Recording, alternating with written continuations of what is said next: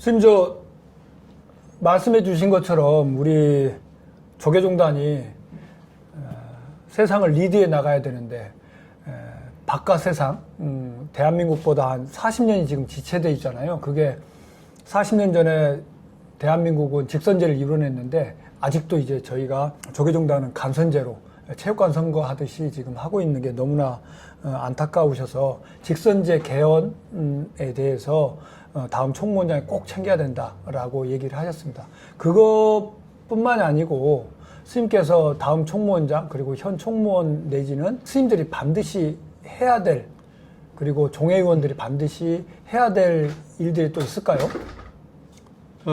직선제의 당위성은 또 앞에 이야기했고요. 우리가 이 불교가 호국 불교고 1600년 가야 시대로만 2000년인데 그래도 참 왕실들 보호하고 또 밑바닥 민중을 참 보호하고 또 스님들이 조선왕조 500년간을 성군이라 해가지고 참 수많은 민중을 대신해서 희생을 하고 나라를 구하고 그랬는데 부끄러움입니다. 그래서 직선제를 대행들 뜻을 모아서 직선제를 반드시 해야 되고 그 중에 하나가 재정 문제인데 지금 현재의 조계종 재정 운영으로는 절대 부패 사설에서 벗어날 수가 없습니다. 스님들이 운영 체계로는 안 됩니다. 예. 그래서 지금 세상에서 모든 세상의 기업이나 정치나 지방자치나 또 타종교마저도 다 그렇게 하고 있습니다. 어떻게 해요, 스님? 월급제를 하고 공직자는 월급제를 하고 그 외에 공금은 함부로 손을 대면 안 됩니다. 공금을 손을 대는 순간 공금 횡령이 되고 또 남은 돈을 받으면 뇌물죄가 되지 않습니까? 죄가 큽니다. 근데 조계종단은 지금 주지가 되면 재무하고 둘만 짜면 재산을 마음대로 임의대로 처분도 할 수 있고 과거에 많이 했습니다. 그리고 들어온 돈도 얼마가 들어오는지 얼마가 지출되는지 아무도 모릅니다. 그래서 과거에 현흥스님 교육원장 현흥스님마저도 교육원장 할 때 그때가 벌써 수년 됐는데 조계종에 한 해 돈을 다 모으면 1조 5천억이라 했습니다. 현흥 교육원장이 그때 말을 했습니다. 1조 5천억을 전부 다 모으면 그래 되는데 그 돈이면은 이 사찰 운영 또 성녀들 복지, 문화, 포교 얼마든지 하고 남습니다. 그런데 그러니까 조계종이 현재 돈이 모자란 게 아니라 돈이 분배가 제대로 되고 있지 않다라는 걸 말씀하시는 거죠? 분배 문제인데 그래서 공직, 사찰, 주지 간부들은 공찰주지? 공찰주지 개인 사찰은 그거는 해당이 안 됩니다. 왜냐면 개인이 만든 재단이기 때문에 그건 그렇게 법적으로 보호를 해야 되고 공직 사찰, 공사찰 주지나 간부들은 중앙에서 모든 사찰 주지가 월급제를 하고 등급을 먹여서 그렇죠. 등급 매겨서 월급제를 하고 그리고 큰절 주지나 중요한 사찰에는 주지 총무원장 간부들은 판공비를 해가지고 일반 사회도 고위공직자들 쓰지 않습니까? 판공비를 또 월급만큼 또 많이 책정해가지고 지금도 많은 사찰들에서 그렇게 하고 있죠. 법인카드로 해서. 그게 판공비에 해당되는데 문제는 수입 전체를 주지 재무가 마음대로 전행을 한다는 겁니다. 재정이 투명화되지 않아서 안 되죠. 전혀 안 됩니다. 이제 그 본인들의 공금을 쌈짓돈처럼 쓰는 것에 대해서 감사도 철저히 하고 그리고 그것에 대한 견제를 통해서 처벌도 철저히 해나가자라고 하시는 말씀이신 거죠? 독립이 돼야 돼서 재정에 대해서도 좀 주지 간부들 월급제하고 또 일정 부분 판공비를 책정하고 그리고 이제 나머지는 뒷방에 소위 안 맞는 스님들도 막 성납이 한 5년 이상 된다든지 이러면 그거는 균등하게 한 100만 원에서 200만 원 그래서 서도록 하고 그건 아마 다른 원불교, 가톨릭, 개신교 다 그러고 있습니다. 네, 그렇게 하고 회계사를 두서 중요한 사찰에는 회계사를 두 가지고 그 사람들이 공금을 관리하도록 철저히 주지가 간부가 공금에 손을 안 댑니다. 회계사가 두 가지고 예, 예. 월급만 받습니다. 그러니까 조계종도 사실은 정원조법상에는 그렇습니다. 그 최대한 그것을 잘 운영하기 위해서 법체계가 갖춰져 있잖아요. 사찰도 사찰운영위원회 등이 있고, 그런데 그게 이제 사실은 제대로 실행이 되지 않고 실행이 안 되는 것에 대해서도 총무원에서 아까 스님 표현대로 솜사탕 정도의 처벌만 하고 어떤 면에서는 더 키워주는 그 용기를 주는 그 불법에 대해서 용기를 주는 행정을 자기 편 들어주기 식을 해가지고 지금 문제가 되고 있는데 그거 말고 또 스님께서 짚어주실 부분이 있을까요? 그러니까 그 마저 이야기에 좀 이어서 하면 행정복귀는 있지만은 전년 지키지 않으면 그건 사문서입니다. 죽은 문서에 불과합니다. 처음부터 성녀를 공직자 모양, 사회 공직자 모양 그렇게 월급제를 딱 제도적으로 법적으로 정해야 됩니다. 그렇지 않으면 이것이 절대 견물성심이라고 지켜지지 않습니다. 그렇게 하고 또 한 가지 재정을 걱정하는 부분이 있는데 예. 지금 우리 25개 본사가 우리 불교가 지금 1600년, 2000년의 장관 세월 속에 가장 우리 대한민국에서 가장 좋은 환경, 가장 넓은 지역, 산중, 아름다운 산중에는 전부 유명한 절이 있지 않습니까? 그 절이 지금 전부 다 관광지가 되어 있습니다. 절까지, 지리산도, 설악산까지, 오대산도 문 앞에 차가 가고 있습니다. 그래서 이런 상황이 있는데 그야말로 우리 사찰은 지금 친환경 시대를 맞아서 그야말로 황금이 깔린 땅이라고 할 수 있습니다. 그런데 전년 관광 외에는 뭐 템플 세대에 대해 해가지고 겨우 돈 몇 푼 받고 아무것도 못하고 있습니다. 스님 말씀처럼 우리 종단이 없는 게 아니고 자산이 없는 게 아니고 있는 자산을 잘 활용하고 네, 지금 활용을 들어오고 있는 시주금들이나 그리고 활용되는 기금들도 없는 게 아니라 아니죠. 새로 보려고 하는 것보다는 지금 들어와 있는 것에 대해서 그렇습니다. 분배를 잘했으면 좋겠다. 활용하고 스님이 얘기하신 것처럼 우리 공찰 주지들의 월급이나 그것을 등급제를 정해서 잘하면 된다. 지금 돈이 없는 게 아니라 현웅 스님 얘기처럼 1조 몇천억이라도 되는 많은 돈들이 조계종에 지금 벌써 들어오고 있다. 그거에 또 의하면 우리가 종단에 들어왔는데도 불구하고 종단 돈인데도 불구하고 또 삼배바지에 방구 새듯이 스륵스륵 없어진 돈들도 있잖아요. 거기 이제 대표적으로 말하면 이미 돌아가신 분이지만 자성 종상 스님이 자성 스님, 종상 스님? 자성 스님, 종상 스님이 평생 뭐랄까 만들었다 할까요? 벌었다 할까? 절집에 있으면서 저축했다 할까? 그 돈이 이 소문에 의하면 한 사람의 조 단위라는데 종상 스님은 그렇다고 얘기를 제가 그런 말 들었는데 전해드렸습니다. 나는 조금 적게 잡아서 몇 천억은 안 되지 않겠나? 그럼 두 사람 재산을 합하면 이게 어마어마한 재산이 되는데 뭐 1,000억만 넘어가도 조계종 몇 년 예산이죠. 어마어마한 돈이지. 그래서 그리고 또 그리고 또 그동안 많은 큰 스님들이 돌아가셨을 때 그 유산도 있을 거 아니냐 이거지. 그 유산들을 다 종단에 귀속하기로 썰들에 의하면 스님 말씀으로 몇 천억인데 그거를 종단에 귀속시키기로 한 법이 있잖아요. 그리고 총무원장도 했고 뭐 조계종에 불국사 박물관장도 끝까지 하시고 불국사도 이제 석굴암 같은 경우도 본인이 이제 하셨고 운영하다시피 그리고 이제 그 주지들도 마음대로 하시고 하셨는데 그분들의 재산이 종단으로 들어와야 되고 그 종단으로 들어오게 하는 책임지는 자리가 대한불교 조계종 유주재단 이사장인 총무원장이잖아요, 당연지.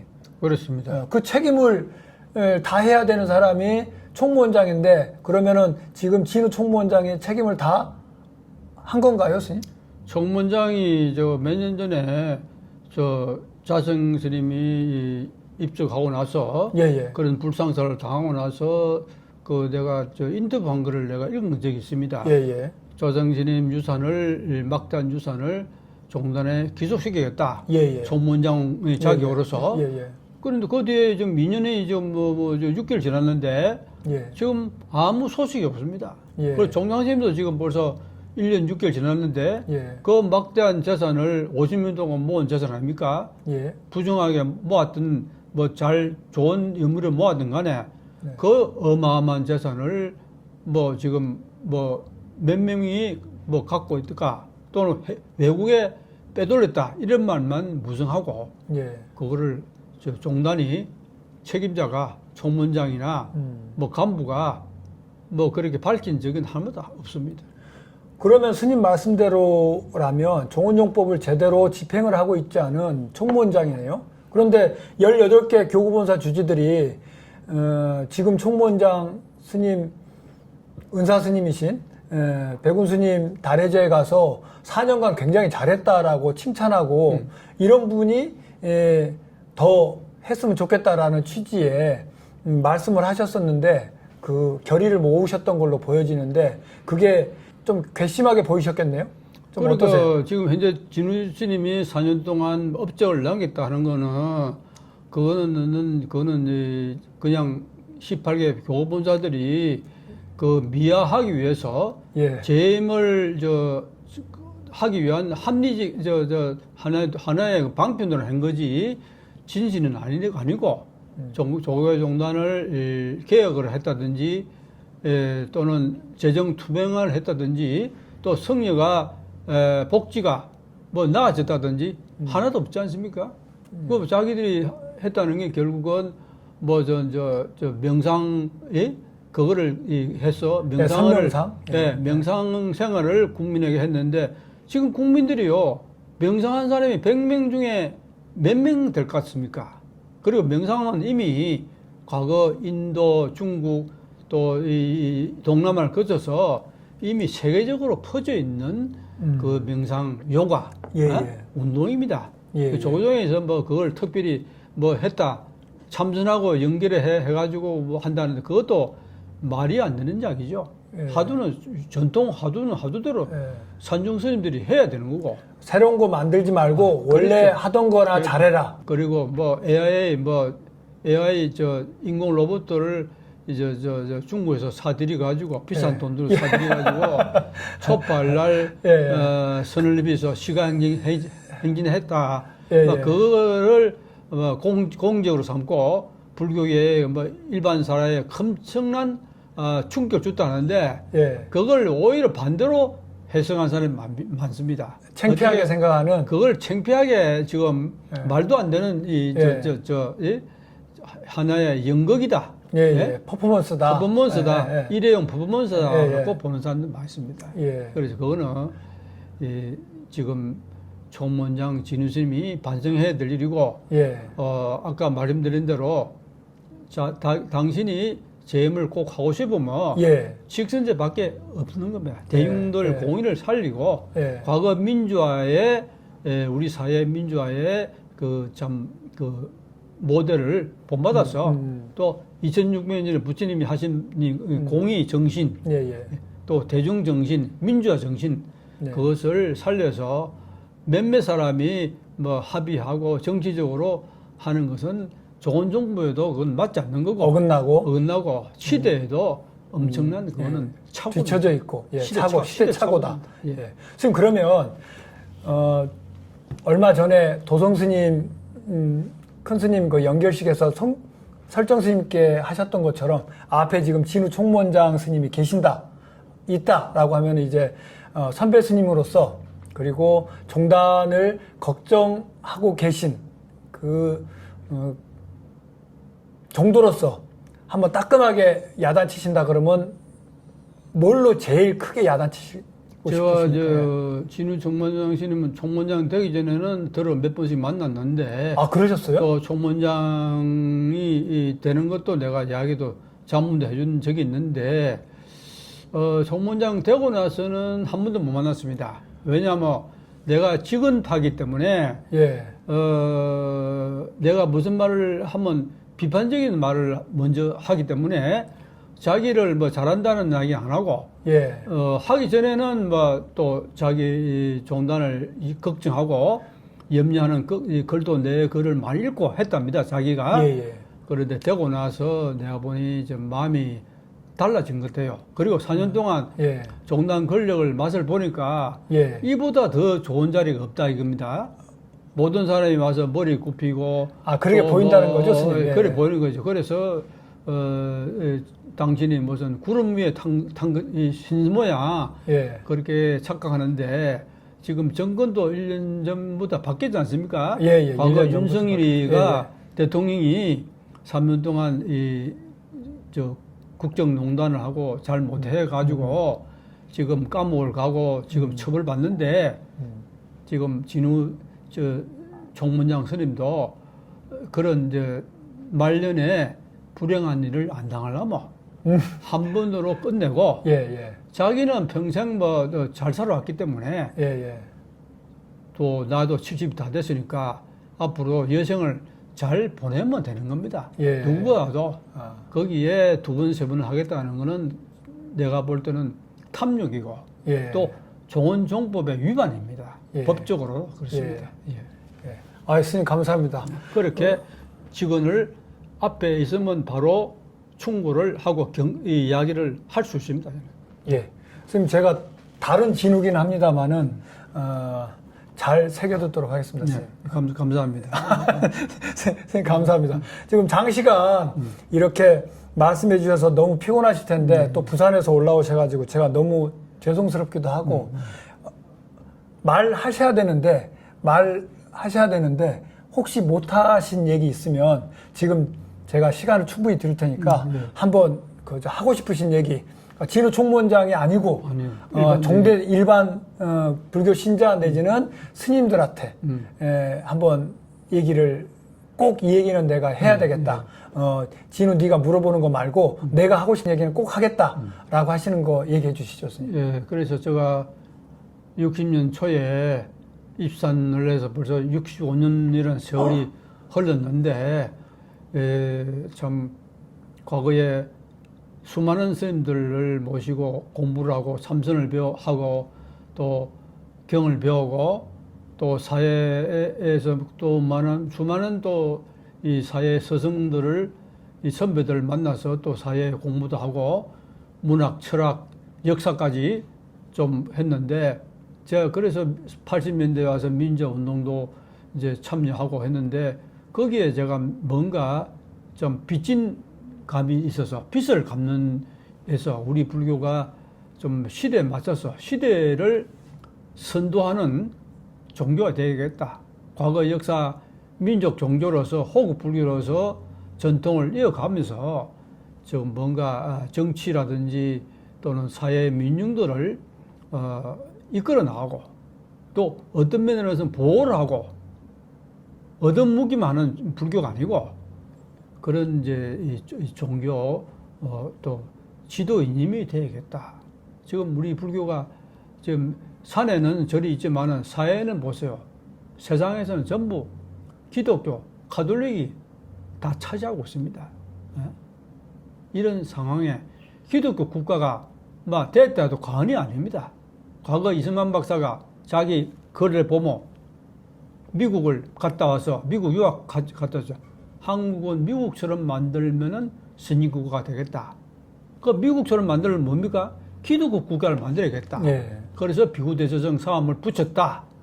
이렇게 이 평가가 나오는데 예. 이제 여기서는 우리가 과거 비구대제서의 물리적인 투쟁 그거는 우리가 이제는 역사 속으로 흘러보내고 한국 불교를 위해서 또 조종 한국의 어떤 우리 과거의 불교 문화 국가 신라 고려 백제 다 불교 국가 아닙니까? 네. 그래서 조선시대도 참 억압받는 좀 천대받는 이 불교 성녀가 됐지만은 거기서도 참 스님들이 당치를 해가지고 어려울 때마다 성병을 해서 예. 사회 세상에 가장 참 위험하고 예. 그런 일을 전쟁이나 성을 산다든지 또 뭐 죽은 사람을 시체를 치운다든지 가장 어려운 일을 많이 했습니다. 종이도 절에서 다 만들었고 예, 예. 또 스님들의 기술자 또 화가 의사도 많았습니다. 예. 그래서 그런 거를 전통을 살려서 앞으로는 스님들이 불교만 해가 되는 게 아니고 기술자도 나와야 되고 의학도 해야 되고 예. 또 예술가도 불교만 안 돼, 아니 불교 예술이 얼마나 세계적으로 좀 깊이가 있고 넓습니까? 그래서 예, 불교도 문화예술에 접목해서 새로운 어떤 시대에 맞는 것을 창출해내고 네. 그리고 경제도 불교인들이 참 우리나라 대기업은 거의 다 불교 신자가 많습니다. 부산, 경남 출신이 많기 때문에 그래서 스님들이 참 정의로운 일, 예. 올바른 일, 예. 그야말로 사심 없이 이 사찰 일을 불살하면 우리나라 대기업이나 국민들이 아낌없이 지원합니다. 돈 걱정은 안 해도 됩니다. 그 정부의 돈 400억 관람료 폐지하고 받는 거 가지고 거기다 목을 메고 템플 시대에 목을 메고 그 푼돈 아닙니까? 푼돈. 그래서 지금 사찰을 불교가 지금보다 한 100배 이상 경제도 풍부하고 또 스님들도 존경받고 네. 또 정치인들도 스님들이 대통령, 장관, 국회의원도 많이 만들어낼 수 있는 불자. 지식인도 지식인도 얼마나 옛날에 내가 알기로는 60년대, 70년대 하더라도 그 당시 정치인들이나 지식인이 상당한 이름 있는 사람들이 불자였습니다. 네. 그런데 70년대 이후로 80년대 들어오면서 사라지기 시작했습니다. 네. 우리 불교계가 조고종과 또 많은 이제 종단이 합심해서 이 불교인 이 정치 지도자 또 사회 각계 각성 이 지도자를 인재를 만들어내야 됩니다. 지도청을 만들어야 된다. 지식인도 그렇고. 그 이거를 우리가 80년대 이전에는 그렇게 많았는데 어느 날 갑자기 이렇게 사라지고 또 신도가 줄고 이제는 산중절도 이제는 돈이 많이 드니까 스님들도 부족하니까 거기 운영이 어려워서 빈절이 갈수록 많아지고 있습니다. 그 이제는 절만 지어가지고 해결되는 때가 아니고 절을 짓기 위한 불사는 그만해야 됩니다. 사람을 키우고 세상을 도와주는 그런 불교가 돼야 됩니다. 그런 의미에서 내가 참 많은 좀 부채, 정신적인 빚이 있어서 이걸 조금이라도 좀 바로잡고 하니 그 직선제가 첫째 목적입니다. 예. 조고종 직선제. 예. 스님께서 2022년 5월에 내신 책인데요. 통일로 가는 길이라는 책을 내셨습니다. 2022년 5월입니다. 그런데 그 밑에 빨간 글씨로 뭐라고 돼 있냐면 문통 정권의 팬덤 정치가 위태롭다. 제가 아까 책을 보고 스님께 여쭙습니다. 뭐가 위태롭습니까? 라고 여쭙더니 한국 정치가 위태롭다라고 얘기를 했습니다. 요즘에 불거지고 있는 정치 상황을 보면 스님께서 벌써 한 4년 전에 통찰을 보여주신 거라고 생각합니다. 거의 유일하게 제가 본 스님께서 쓴 불교 정치 평론집인데 이만큼 스님께서 사회에 대해서 관심을 가지시고 있고 중생들의 삶에 대해서 관심을 가지시고 있다는 것을 증명하는 책인 것 같다 싶습니다. 다음에는 스님께 세속에 대한 그리고 우리와 같이 더불어 살아가는 중생들에 대한 이야기도 한번 여쭤봤으면 좋겠다 싶습니다. 오늘 장시간 스님 말씀해 주셔서 너무 감사합니다. 초대해 주셔서 감사합니다. 네, 스님 감사합니다. 감사합니다. 네.